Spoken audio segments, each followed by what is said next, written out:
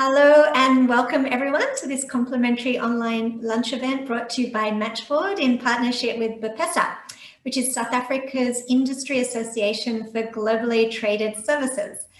This event is entitled Why Companies Are Turning to South Africa for Outsourced Finance and Accounting and Collections, and it'll run for about 60 minutes.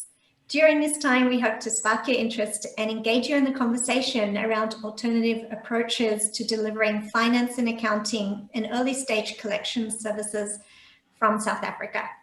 We'll be kicking off with a keynote from MasterCard, followed by an executive panel discussion. And to end, we'll have time for audience Q&A. So just think of your questions as we go along, or feel free to make use of the chat functionality and drop them in as you think of them. I'm Sharon Melamed, Managing Director of MatchBoard, and I'll shortly be introducing our first speaker.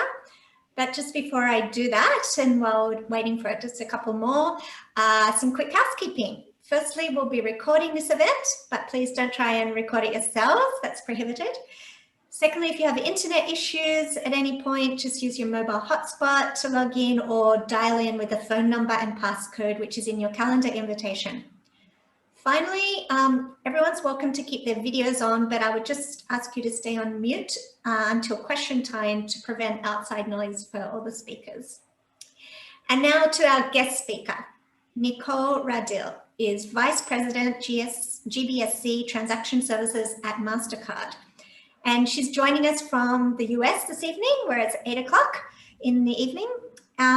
So Nicole is an accomplished and innovative professional holding an MBA in international business and has a successful 25+ year track record of achievement in business and consulting and managing complex global operations and programs. She's currently a vice president in MasterCard's Global Shared Services Organization, leading the procure to pay, corporate card programs, and inquiry support teams. So over to you, Nicole. Hello, everyone, and thank you, Sharon, for the introduction. I'm so pleased to have been asked to spend time with this group to share the MasterCard experience, partnering with Saï Growth in South Africa to deliver a wide range of services. Let's start with our global footprint as a shared services organization. So that's the first thing that we'll talk about on slide 2. It's not progressing for me. I'm not sure if there we go. Thank you so much. So let's start with our global footprint as a shared services organization. As you can see, we have several delivery hubs across the world with St. Louis as our central hub. And that is also our global headquarters for technology for MasterCard. We have several captive hubs in the regions that make up 400+ team members for shared services, and then the 2 outsourced locations, one in Pretoria, South Africa, and one in Mumbai. This delivery model provides us with a great deal of levers and an opportunity to provide follow-the-sun services that are strategically aligned with our regions.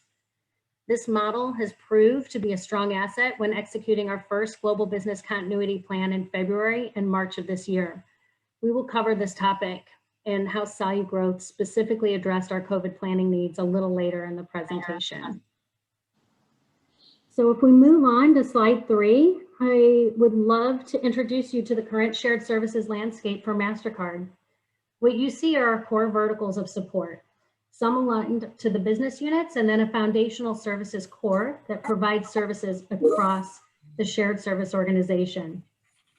Finance services is really where it began for us. And I remember vividly sitting in the annual finance leadership meeting several years ago where our CFO introduced shared services as a strategy. At the time, I led our global payroll organization, which I set up as a shared services model. There was a strong mandate from the CFO and her leadership team with a very well laid out plan on how to execute this strategy. And what is included in this vertical is what you would typically find in a finance and accounting shared services center, as well as our global billing operations. As you can imagine, global billing is quite complex for a company like MasterCard, especially as we've grown across our mergers and acquisitions and added several different lines of business. Next up is transaction services. And this is the area that I lead. And when people ask me what my job is at MasterCard, I like to say I do all the things people absolutely love to rave about. So we'll come back to those services and scope in a few minutes. HR services includes employee and manager administration and self-service, new hire services globally, benefit administration, and global payroll. And then we have legal and compliance, and those services include global non-disclosures, our sales and purchasing contract administration, as well as data privacy and compliance matters.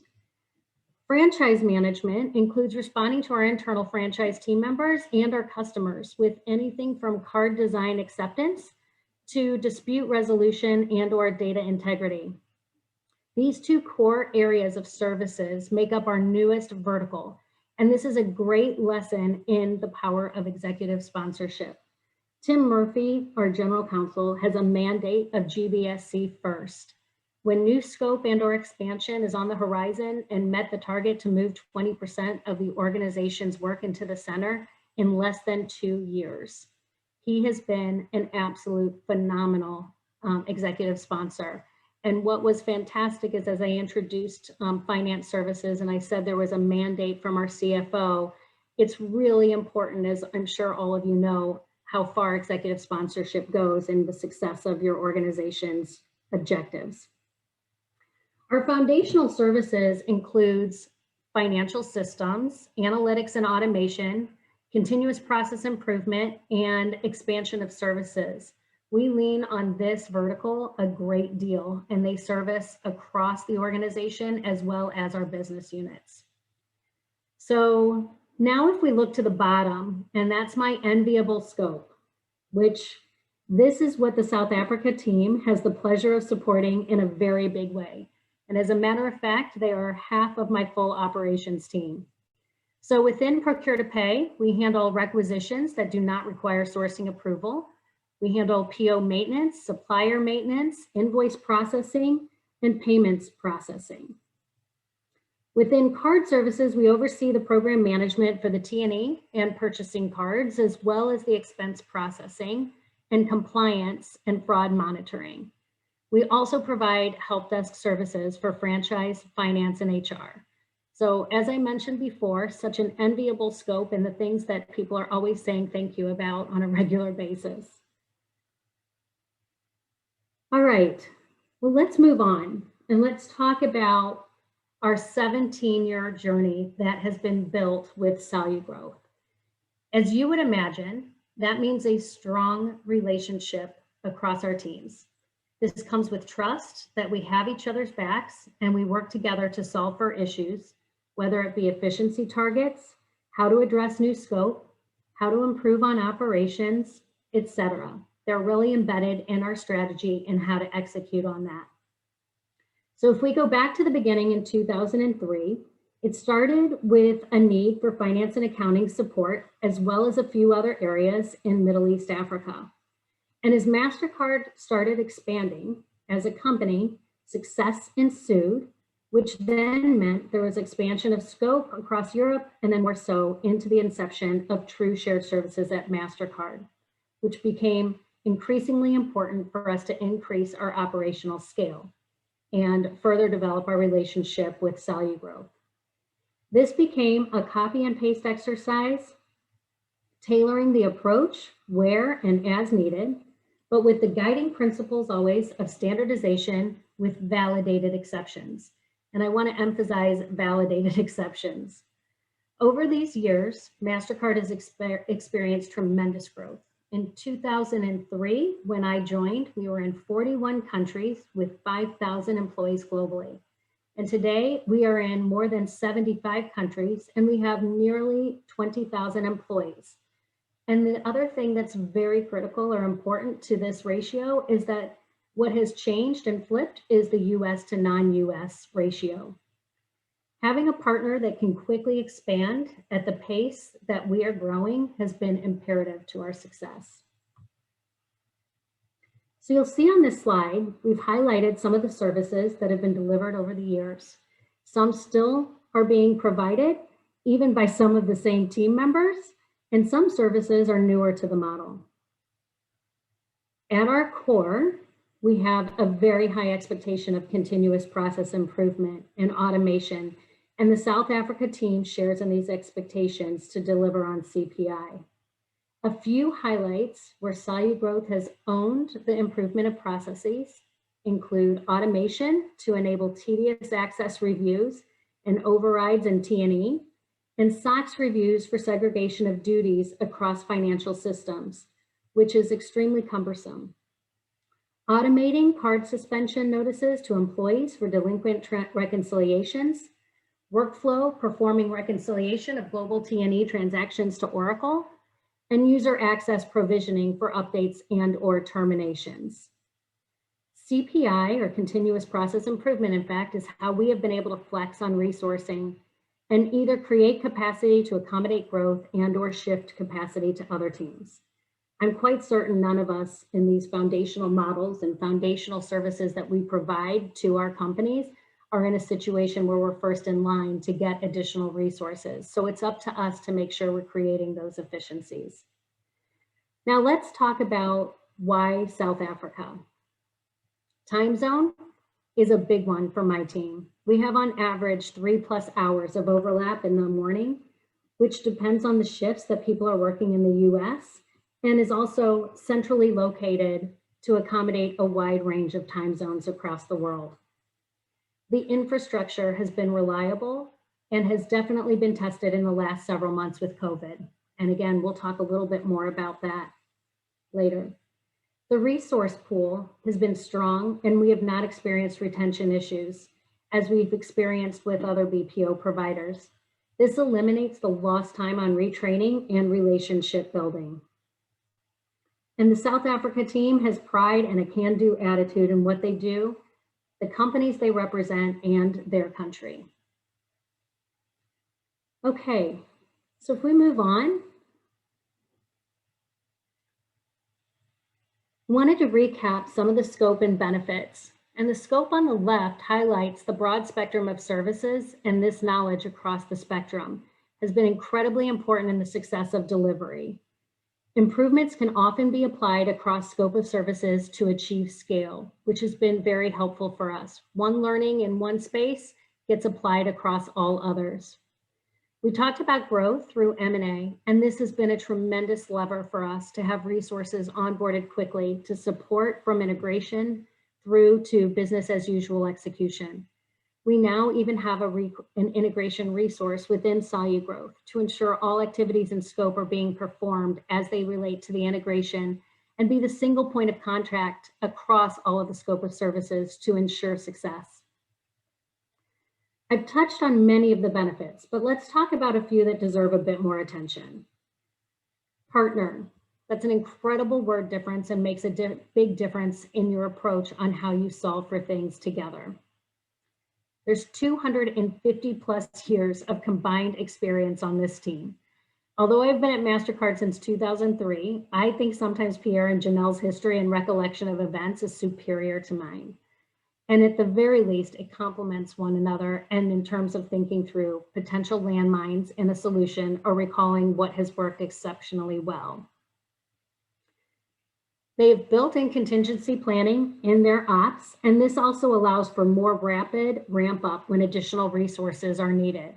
And trust me when I say it's very often that we'll call Janelle and give her a couple weeks, 30 days notice to get someone ramped up very quickly for a new line of service and or additional resources to serve our needs and be a contingency for our operations. Our monthly results meetings are tailored to what is agreed to in the contract for KPIs and SLAs. And then we talk about the so what, which is where we need to focus. What steps are we taking to address gaps? And how are we solving for process inefficiency? You all know mistakes happen in operations. We just do our best as a group to be sure we don't make the same mistake twice. And then there's impact sourcing, which is greater than 50% of their team. And this aligns very well with one of our core values of be a force for good and financial inclusion. Infrastructure and business continuity. So as good corporate citizens, we all work on business continuity plans and we do our best to keep them up to date. SoluGrowth responded very quickly to the work from home strategy and ensuring the right plans were in place should connectivity and/or SLAs be at risk. As a part of contingency planning, they quickly trained team members based in St. Louis should we need them. And I will say, thankfully, we never did. We've never had an operational miss because of COVID and all of the great planning that went into this. And again, thankfully, we never had to enact putting the St. Louis team members in a place where they were doing the work because one of those team members was me. Sometimes we don't have a lot of time to get a person up and operational, and this is where we really lean on our South Africa-based team. We had a need just pop up this week for someone to support supplier data privacy acknowledgements. And this is something SoluGrowth will be doing for us as it is more efficient to ramp up on that side, especially for a short-term need. So Janelle, if this is your cue that work's coming, then please take it. Sarah will be reaching out to you soon. And the rates are economical. We've benefited from not having inflationary increases. And again, the process efficiencies allow for additional capacity without adding resources. I'll tell you that capacity is a regular part of our monthly ops updates to talk about how the team is performing, where we have capacity, where we can shift capacity, and understanding if it's a short-term opportunity or if it's a longer-term opportunity. And they're great at talking these things through. So to end, this team truly is an extension of our team. They go above and beyond to execute on our deliverables, and they lean in when needed. We know we have each other's backs to meet our goals and our objectives. Realize that there's a panel discussion next, and I appreciate your time listening to our shared journey, and I'll stay on the call if there's any questions towards the end. Thank you so much, Nicole, for all those rich insights and that case study and success story in South Africa. As Nicole said, she's happy to take questions, which we'll do after the panel discussion. But you're welcome to type them in the chat bar before you forget them. So now it's my great pleasure to introduce our panel of speakers. We have Guy Brooks, who is the CEO of Centricity, Francois Boga, Director of SoluGrowth, and Jason Cowan, Managing Director, Australia for the Sigma Financial Group. Collectively, these three BPOs in South Africa employ thousands of people in collections, finance, and accounting operations. Their core agenda is to support their clients' businesses through cost-effective, high-quality, and outcome-focused service delivery. So to kick off our panel, I actually just wanted to share a few fun facts which I've learned about South Africa and didn't know before in preparation for this session. Firstly, according to a global research study in 2019, finance leaders globally rank South Africa in the top 5 preferred destinations for finance and accounting services, 7 places ahead of the Philippines, which might be surprising to an Australian audience. Secondly, the World Economic Forum places South Africa in the top 20 countries for the strength and innovation of their financial services sector. South Africa has more CFA charter holders and more than 6 times as many actuaries as India. That really is quite an impressive reflection of the talent pool in South Africa in the finance domain. And finally, just last month, McKinsey has published an article naming South Africa as one of the top 3 outsourcing destinations globally 3 years in a row. So there's South Africa, India, and the Philippines, but perhaps for our Australian audience, it may be a surprise that South Africa is ranking number 2 in the world. So if I could actually start with you, Francois, at SoluGrowth. When it comes to finance and accounting, why are your international clients choosing South Africa? We heard from Nicole, but perhaps why are the other clients telling you that they prefer South Africa to bigger destinations like India and the Philippines? Thank you very much, and good morning to everyone. Good afternoon and good evening, depending on which country in the world you're currently in. So thank you very much. Absolutely, I think I want to link on to what Nicole was saying.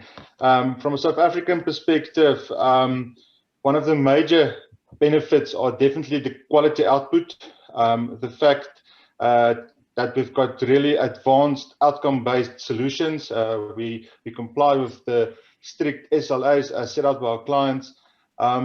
I think one of the most important things are definitely from a cultural affinity perspective, and also the way in which we work, and the fact that we go beyond what's required sometimes, and making sure from a can-do perspective that we make sure we are delivering on the SLAs, and that we are complying to our strict service agreements, and that we are complying with all of our service level agreements. From a resource perspective, absolutely, we've got some of the best resources, as you've already mentioned, in terms of the complex finance and accounting processes. So it's not only transactional based, but also from a higher level world-class finance and accounting resource pool. We definitely see that as a major advantage.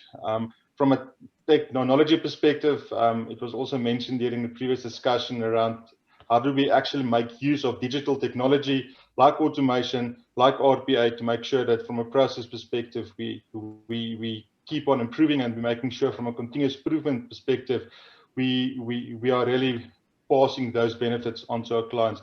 And perhaps lastly, and I think we'll still get to that point a bit later on, is from a competing cost structure perspective, there are some significant DTI, which is Department of Trade and Industry incentives in place, which also assist us to be very cost competitive with comparison to some of the destinations mentioned earlier. So thank you very much. Thanks. Thank you. Yeah, and we'll come back to the costs and the value proposition there in South Africa in the next question. But just Jason, perhaps I could ask for your view as well. What are the draw cards of South Africa that you're hearing, given your business specialises in early stage collections? Thanks, Sharon. Yes, I agree with Francois's points. Within Australia, partnerships needs have been evolving and changing with the environment we're in at this point in time specifically. And the key things from an early collections space and the collections life cycle is the ability for South Africa to support the complex conversations and processes that come with that part of the credit life cycle, the skills and the ability of the individuals that are aligned to the collections and receivables management itself, notwithstanding the quality of the output is another key requirement, and the industry leading technology and infrastructure that supports the delivery of the partnership processes. Okay, yeah, great. So I'd like to come back to cost, because obviously we have a group of very savvy finance leaders in our audience, and that I'm sure love to hear about the costs of doing business in South Africa and what the potential savings are relative to the Australian market. So Guy at Centricity, could I throw that question to you? What is the cost value proposition in South Africa? Morning, everyone, from a very balmy, hot Johannesburg. We're having a heat wave at the moment. But thank you, Sharon. I think I speak for everyone to say, look, the value proposition in South Africa is immense. Notwithstanding the fact that our South African rand has depreciated hugely against the Australian dollars, now currently sitting at 12 rand to a dollar, I think we can unequivocally say that we're probably the lowest cost operator, English-speaking contact center operations in the world. And in terms of that, I think we can now confidently say that we can compete neck and neck with Philippines and India. Depending on the services that we offer, we can offer a cost reduction from 45% to up as much as 60%. And this is primarily driven due to the fact that we have lower salaries due to low cost of living, but also our real estate costs are a lot lower. That, of course, doesn't mean that you're going to get a lower caliber of agent. In fact, we believe that we can give you a better return on our investment due to the fact that we have a higher caliber talent pool, and as I've previously mentioned, at reduced rates. So as Sharon mentioned, we have very good skills base in the financial services sector, both having a high pool of lawyers, chartered accountants, actuaries, CFAs, notwithstanding our great affinity to the Australian culture. Our agents also have a high level of empathy, and therefore we believe we deliver a superior English-speaking skill set, which gives a reduced error rate to that of Philippines and India. The added benefit with the shared services is that we can obviously, as Nicole said, work while you sleep. I think what is particularly exciting is that the South African BPO industry has grown at a rate of 22% year on year. And at this stage, we're growing at 3 times faster than India and Philippines. So to conclude, I think what we need to just say is, although though previously we could not compete on cost with Philippines and India, we now can, but we deliver better quality and a better market brand effectively to present and protect your brand with a high caliber agent. Thanks. Okay, thank you, Guy. Francois, Guy just mentioned about the South African rand weakening versus the Australian dollar. How is exchange rate or exchange rate fluctuations affecting pricing to Australian clients, if at all? Sure, thank you very much. Yes, I want to add to that. We've seen the South African rand weakened about 20% since the start of last year. So as was mentioned, it started off with about 9 rand, 9 to 10 rand, is now close to 12 rand. So we've seen the rand weaken quite significantly over the last year. So the impact of that, as was already mentioned, is we see a cost saving of about 40% just on base salaries alone. From a Australia perspective to South Africa. Linked to that is now the additional impact of the weakened exchange rate. So what we've seen in the past and what we've contracted with our clients is that we absorb some of that exchange rate risk as well. So typically we would take the risk on board and we'll contract in the currency of the client, and that's also normally preferred like that, Sharon. Excellent. So interesting that you mentioned that you're willing to absorb some of the risk around exchange rate fluctuations. And my experience of the South African business culture is that it is very entrepreneurial and open to taking some risks in client partnership. Jason, could I ask you, in terms of pricing models, how are services charged by outsourcing companies in South Africa? Is there a risk component, or is it strictly hourly rates? Could you educate us a bit there? Yeah, sure, I can. From a pricing model perspective, our partnerships with BPESA is flexible, and they work with us. So we pass on to our clients during the conversations to establish what pricing models best fit their needs and scale of the partnership. So that can be from an hourly rate to a fixed price FTE rate for larger teams, to a performance-based outcome rate, or even hybrid models. More specifically, through the clients' experiences to date that we've had, is there's not only a cost saving that comes through using the South African operations, but it's also the operational performance uplift leading to an overall improved ROI that is passed on and shared with our clients, as mentioned by Guy. Okay, thank you. If I could just throw out another question, switch gears to compliance and data security, which are always hot topics for offshoring any business processes. Guy, could you talk to where South Africa stands in terms of the value proposition around security, compliance, those sorts of things? South Africa, I think, is in probably the top 5 most regulated financial services industry. So I can confidently say that we're very au fait with all compliance and governance standards. South Africa, we were proud of the fact that we are the global convener of the PCI standards, and our Protection of Personal Information Act, or POPI, aligns very closely to the Australian privacy principles.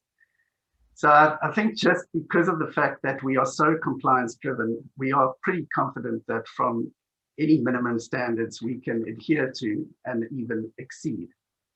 I think it's also important to note that big players like AWS and Azure have implemented data centers here in South Africa, which is a great vote of confidence. And I think we as BPO organizations here at South Africa are pretty proud of the fact that how we adapted to the whole COVID pandemic when lockdown happened. And to that extent, I know our organization, I'm sure same as Solid Growth and Sigma, were able to adapt fairly quickly, but still ensure that compliance remained in place. So for that, to that extent, we had various software applications to ensure that we could track devices, we could wipe the devices clean should there be any potential danger of breaches, and also just basically to ensure that at the end of the day, compliance was not the standards were not deteriorated during that period. From an HR perspective, our teams are very focused in terms of screening agents, continually doing background criminal checks.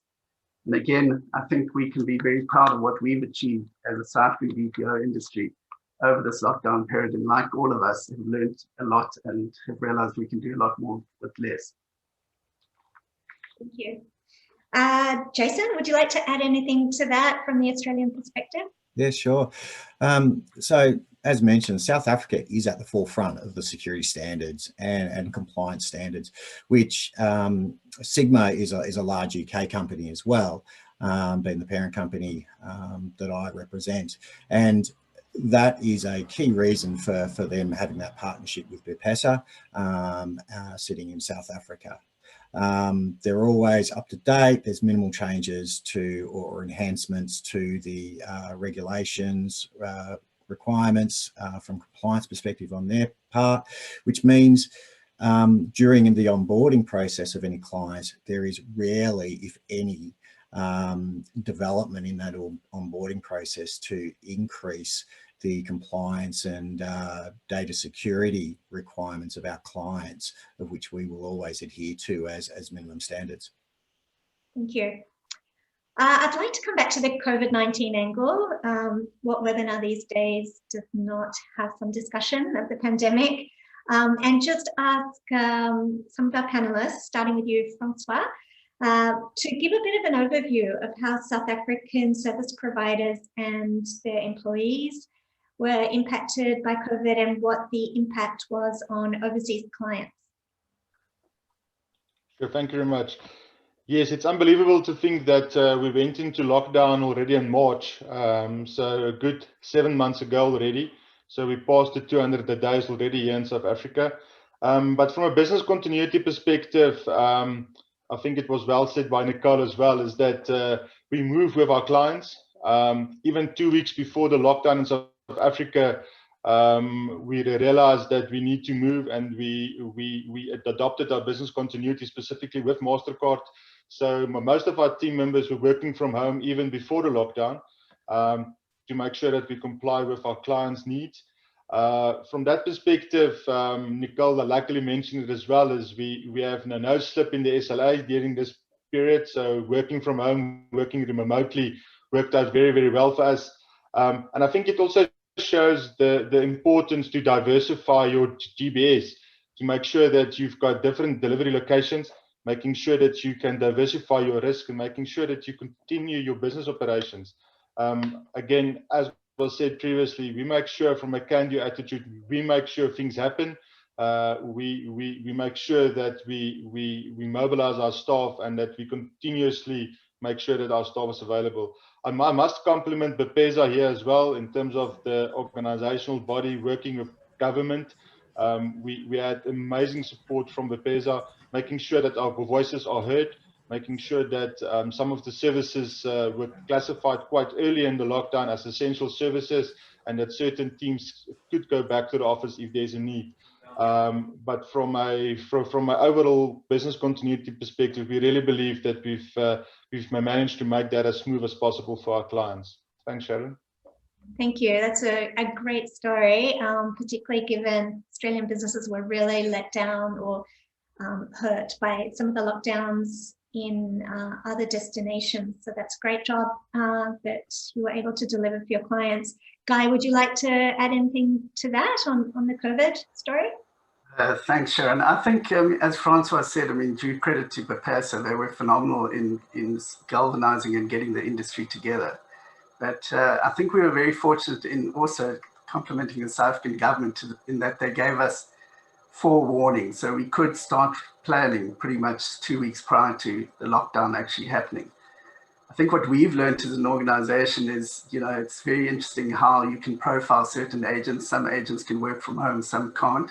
Interesting enough, we found that our sales agents, because we do collections similar to Solid Growth, were far better adapted at a work from home environment. But to that extent, I think what we've realized, our whole remuneration policy is now changing to very much outcomes based. We sort of saying, well, you can choose where you want to work. And I think interesting enough, had any of us suggested to our clients in January that we wanted to adopt a work from home model from a compliance perspective, they would have said absolutely not. But it's interesting how the world has changed. So I think everyone's talking about this new hybrid operating model. I think there are certain job functions that have to be work from office. Some can be work from home. We as an organization have also introduced what we call staff on standby, whereby we've actually recruited staff online, given them training online, and then ensured that they'd be available to deal with increased capacity demands, particularly now that Black Friday and Christmas periods are coming up. So I think all in all, it's been a very good learning experience. But as I say, I think as an organization, we're pretty proud of what we've achieved. And I think South Africans have got a can-do attitude, and that's what's come to the fore. Thank you. That was actually the last question for our panel. So I was making some notes in terms of key takeaways, at least that I got out of all this. First of all, the South African BPO industry seems to have done an amazing job during COVID, offering continuity of operations to clients. Secondly, and perhaps surprisingly to some, the pricing for services in South Africa is close to the Philippines, which has traditionally been Australia's favoured market. And South Africa really, I guess, tries to position itself as adding value with superior service quality and compliance standards, as well as the language and cultural familiarity and affinity with Australia. And the last point that I've noted is just the vast talent pool of South Africans in finance and accounting. It seems to be really a profession of choice. If anyone on this call knows South Africans, or indeed some of you are South Africans in Australia, finance and accounting skills are what South Africans are known for, amongst other things. So that is a bit of a differentiator with the other markets. Those were my takeaways. What I'd like to do now is hand over to our audience for questions.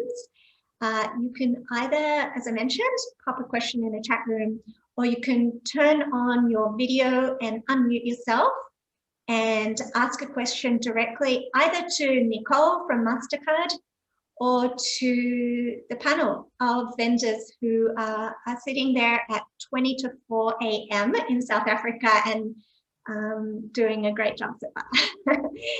So would anyone like to unmute and ask a question?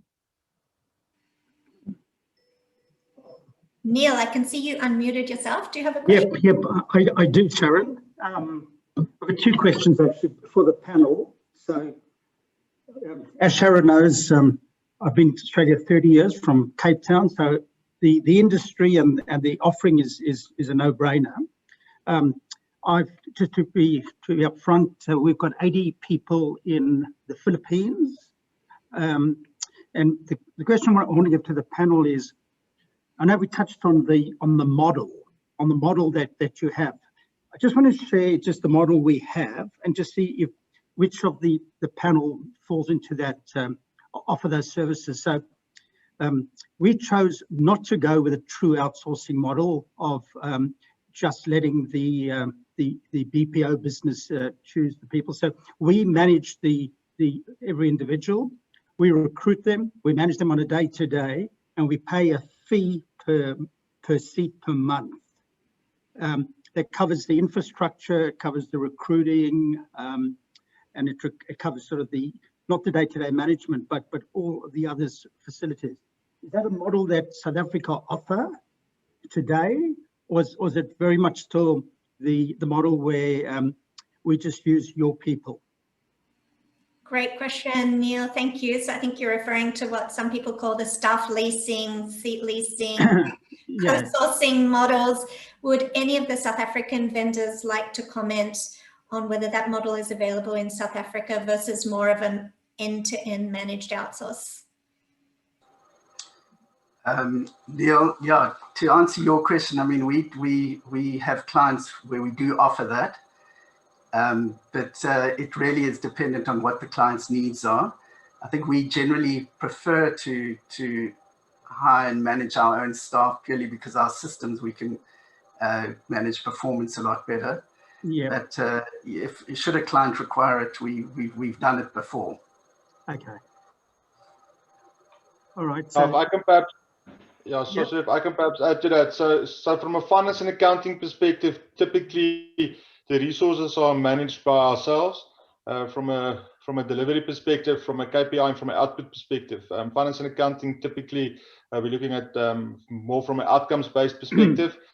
However, there are options where we do provide resources as well. So we do have a resource business as well, whereby we provide resources that will be working under the control and supervision of the client. But from a pure outsourcing perspective, finance and accounting outsourcing specifically, typically most of those resources are working under our supervision and management.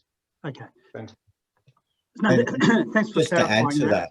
Yes, please. Sorry, Yes. just add that from a Sigma perspective, we have managed our own resources on behalf of the client, depending on the type of model we have. If it's dedicated resources, for example, or if it's a larger scale, we generally have a leadership person appointed to that relationship, and we tend to find that leadership person sits on the operational management meetings, etc., with the client, so it's real-time feedback, dealing with any performance issues, etc. So it's the relationship is embedded with our clients in a lot of instances. Right.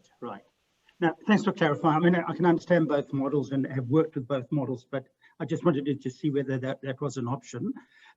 Sharon, can I ask a second question, please? Indeed. So clearly, back to COVID, so we got 80 people, and we got a sort of a hybrid that some of the functions over there, typical accounting functions, that can be worked from anywhere home.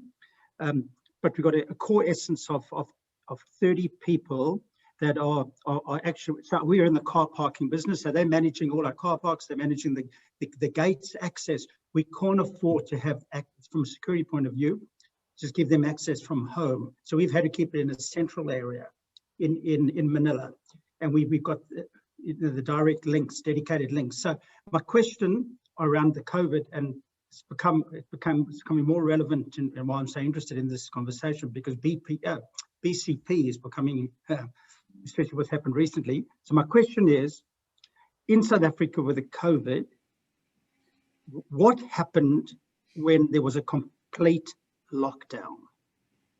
Well, let me rephrase. Was there a complete lockdown? And if so, what happened if we had to have those services in the office? Tough question. Sure. Tough question, because and that was a challenge I had in Manila, which I'm asking you. So I'm not expecting a magical answer, but if there was anything, I'd be very interested to hear. Yeah. Sure, thanks for that, Neil. So perhaps just from a practical experience, so yes, we had a hard lockdown. So for the first 3 weeks of the lockdown, there was a hard lockdown. No one was allowed to be back in the office. As probably with most countries around the world, there were certain stages, and as soon as we moved into a level 4, as it's called here, we were allowed as some of the services to go back into the office. As I mentioned previously, BPESA assisted us to make sure that some of the services that we discussed today were actually regarded as essential services. So in terms of essential services, those services were allowed to go back to the office. So quite a number of the essential type services actually went back to the office after the first hard lockdown. So that's the first part of the question. Right. The second part is in terms of our operations. As I said, because we were forewarned about what's coming, we actually had our business continuity plans in place to make sure that people were actually working remotely before the lockdown already. So we had our full staff complement working remotely, supporting all of our clients across the range, from payroll, finance and accounting, specifically around the transactional services. We are very fortunate with the MasterCard, and Nicole, I'm sure, can add to that as well, is that we are actually working on the MasterCard systems themselves. So we are embedded on MasterCard systems. So we made sure that we are linking our staff remotely to the office to make sure that the services are continuing. So. Right. Now, thanks, Sharon. I've taken enough time, but that certainly answers the my two major questions. Okay. Maybe at a later stage, I've got more questions to ask, but I've had my share. Thank you for that. Okay, let's see how we go. Thank you for the lunch. It arrived. It all did. Good. Excellent. So we have also no less than 5 questions from Emma in the audience there. Thanks, Emma. So I'm just going to read out a few of those. So Emma was wondering what cities in South Africa these services are typically provided from, what the time zone difference is. Well, I can tell you that it is 3:45 in the morning right now in South Africa, to give you an idea. And are there flights from Sydney? What are their frequency? Obviously not very frequent right now. But before I read out any of the others, would anyone on the panel like to talk about the locations in South Africa that are the most popular for these types of services?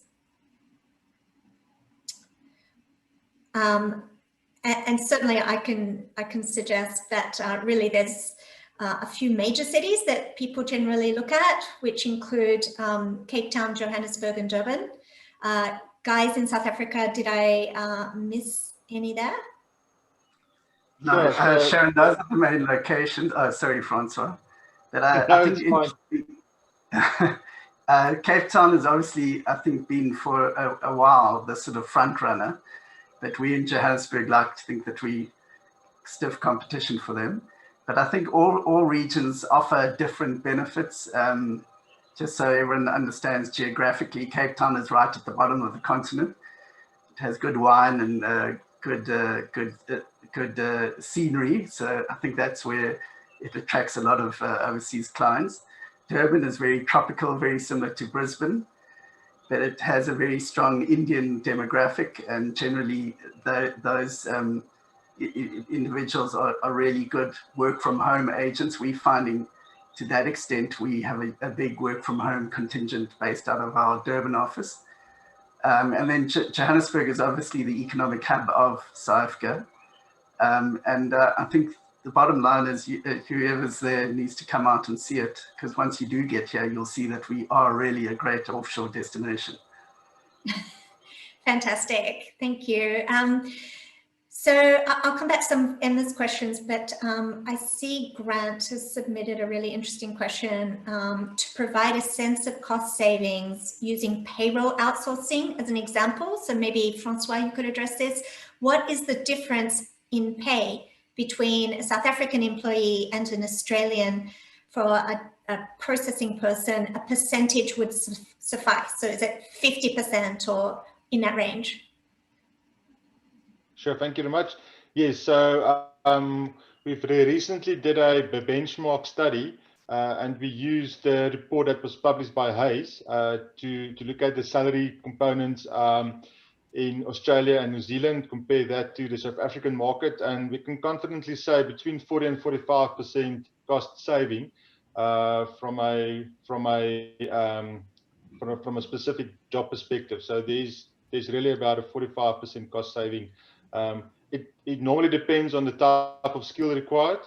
Again, we're operating in a finance and accounting, so we are looking at from a payroll processor, accounts payable processor, right up to a CA chartered accountant with many years experience. But if you look at the global and you look at the basket of positions, we've seen about a 40 to 45% cost saving on the base salary cost. Okay, thank you.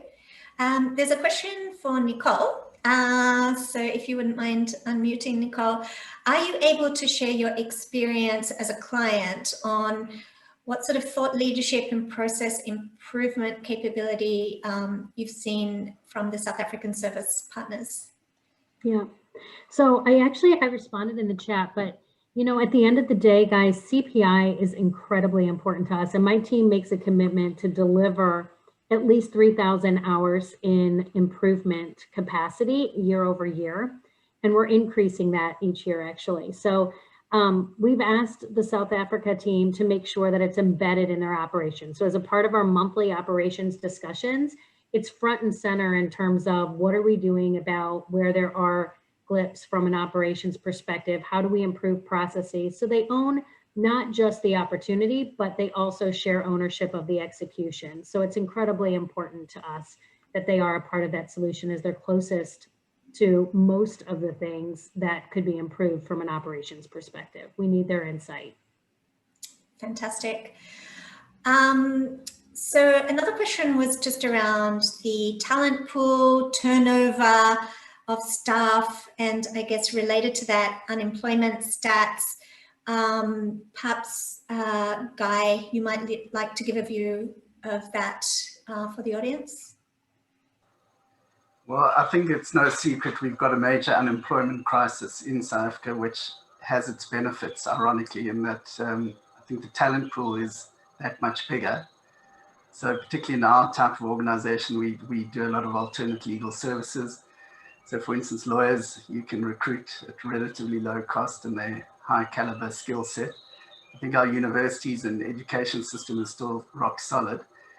So in essence, I mean, I think we spoiled for choice. So particularly now with COVID as well, with the hospitality and tourism industry being seriously knocked in South Africa, we found that there's a whole host of real talent out there that can be recruited.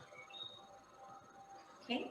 And a follow-on to that, what are the challenges in attracting and retaining people that will work the same hours as an onshore team? So in other words, working in your evening, how do you retain and motivate and even attract that workforce? Would any of you like to address that one? Guy, Francois? Sure, I can start with that one. So from a staff attraction perspective,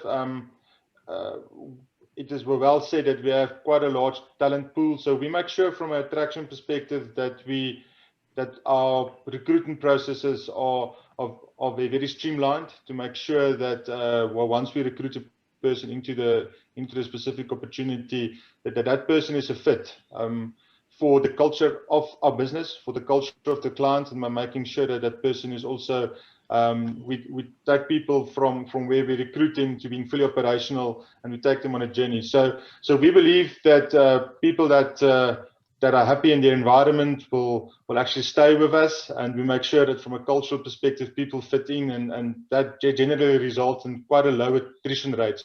So I just want to comment on that as well. So from a time zone perspective, we've managed that actually with MasterCard over the years as well. So if there's a specific requirement to work during the time that MasterCard is operational from their business perspective, we actually appoint people to work during that specific time slot.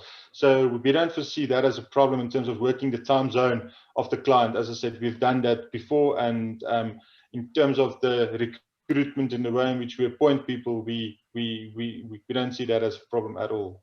Thanks, Sharon. Thanks. Guy, did you want to add anything to that time zone? Well, I mean, despite the fact that I said we can work while you sleep, just to follow on what Francois said, I mean, I think we, as South Africans, because there's a big emphasis on government to create jobs, we as businesses spend a lot on skills development.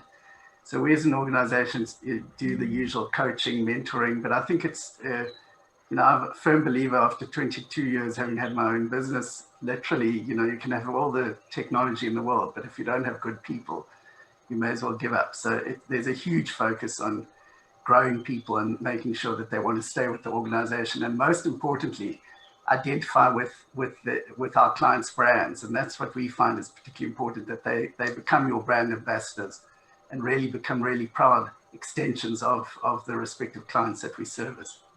Thank you. Similarly, I was just going to quickly add as well, similarly, because it's a sort of a 24-hour clock that we're operating out of Cape Town for ourselves, is we actually have a door-to-door service to bring people into work and take them home to ensure their safety late at night, so they're not having to move around by themselves or on public transport. Thank you, Jason. We've got another question from Craig. How do you cope with power outages, particularly for people working from home?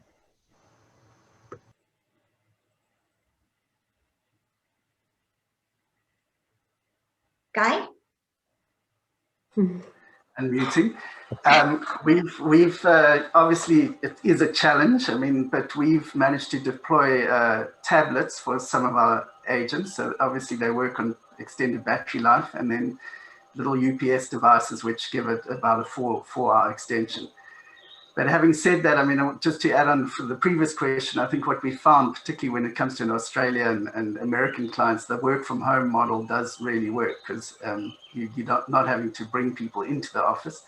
But again, from a power point of view, it is something that we have to work around. So I'm not going to pretend that we have the solution, but I think we're working on it, and hopefully can still deliver. Okay.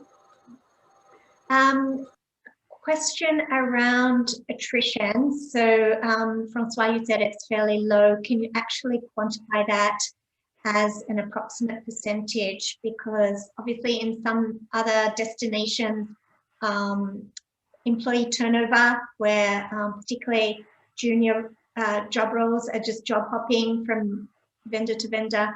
How does South Africa and how does your organization compare in terms of retaining employees? Sure, thanks for that question. So I think one, you need to look at the different solutions. So when one look at the full outsourcing solution, finance and accounting wise, the attrition rate is actually very, very low. So we talk about between 5 and 10% of attrition on our fully outsourced clients. As I said previously, it's quite key for us to appoint the right people at the right point in time to making sure that the attrition rate is as low as possible. But yeah, I think from an outsourcing perspective, we can say between 5 and 10%. When it gets higher is when you place resources. I think it's a question Neil asked previously. So if there's a resource-based opportunity, we've had clients asking us to place a person for 3 months. Obviously, that will push up the attrition rate because that person is only being employed by ourselves for a short-term period. But from an annuity-based client perspective, it's between 5 and 8%, Sharon. 5 and 8%. Okay, I think we have time for one last question. Would anyone else like to ask the last question that we have time for? No. Okay. Well, we're 1 minute ahead of schedule, which is fine. That brings our virtual lunch event to a close. I hope you all enjoyed it. To everyone who attended from across the world, thank you so much for giving up your time today. We'll be sending around a short survey to get your thoughts about the event. Of course, the BPESA team remain available to engage, and I'll share their contact details with you on the survey email. You will also have the opportunity to connect with the people that have been on this session as speakers. So wishing everyone a wonderful day ahead. Thanks again. Stay safe, stay well, and see you next time.